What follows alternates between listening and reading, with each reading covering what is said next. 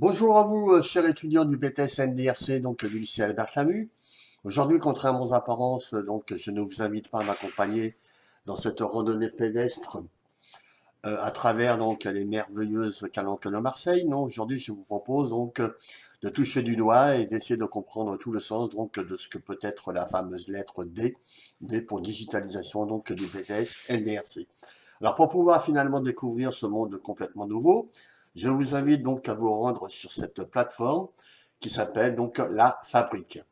On y accède donc grâce à cette adresse URL qu'il faut bien évidemment soit saisir, mais ce qui risque d'être source, disons, d'erreurs est plutôt compliqué, ou soit finalement eh bien, de se rendre tout simplement sur sur ce document que je vous aurai distribué et sur lequel vous avez donc justement un lien hypertexte qui permet, en appuyant sur la touche contrôle et sur sur le bouton donc de la souris, d'y accéder tout simplement, ou bien en cliquant deux fois sur ce raccourci.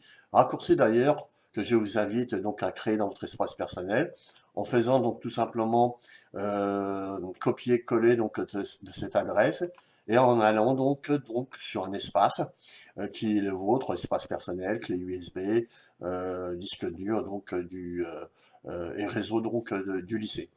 Alors, pour ce faire, donc, il suffit de cliquer sur le bouton droit de la souris, nouveau raccourci, et là, vous collez tout simplement l'adresse que vous auriez préalablement donc copiée. Donc là, il suffit après de faire suivant et ainsi de suite. Donc moi, j'annule puisque mon raccourci est déjà créé donc dans mon espace personnel.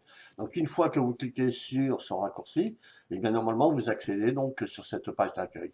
Après avoir on va dire, renseigner les identifiants et donc le mot de passe, et bien ici, vous accéderez donc vraiment au cœur donc, de la plateforme La Fabrique. Alors ici, je vais utiliser l'identité d'un pseudo-étudiant, en l'occurrence ici donc Victor Hugo, et une fois donc le mot de passe mémorisé, il suffit que je me connecte pour pouvoir y accéder.